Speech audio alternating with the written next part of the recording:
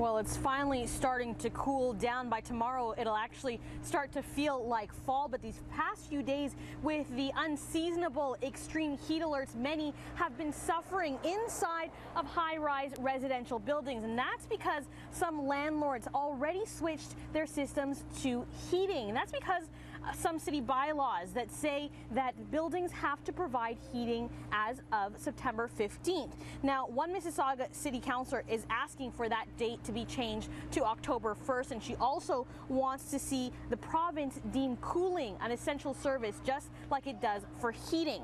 Meanwhile, here in Toronto, a city councillor agrees with that, but he says it might make more sense to have our bylaw here in Toronto to be temperature driven instead of date driven. And he's asking municipal licensing and standards to report back on that issue. It might be something like saying to landlords, well, you know what, if you have air conditioning, centralized air conditioning now, we will put in a maximum heat bylaw as well, so that the temperatures cannot go, say, beyond 25 or 26. So they have to turn it on. So that they would have to turn on. They would be legally obliged to turn on the air conditioners once it reaches a certain threshold.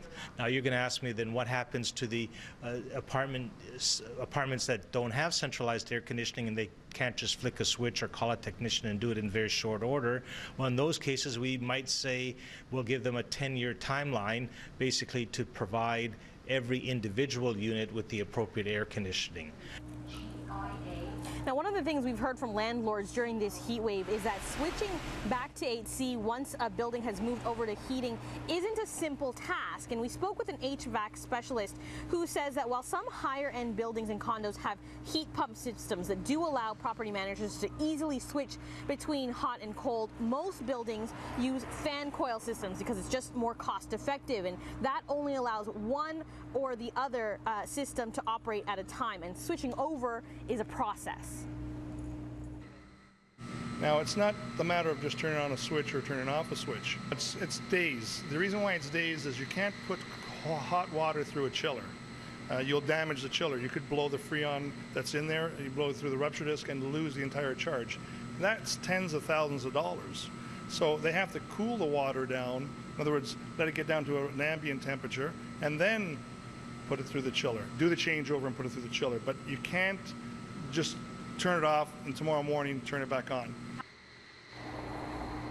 Now, Crunchy points out there's also a cost. Every time a landlord has to call a technician to make that change back and forth, it costs thousands of dollars, so they would rather do it just once a season.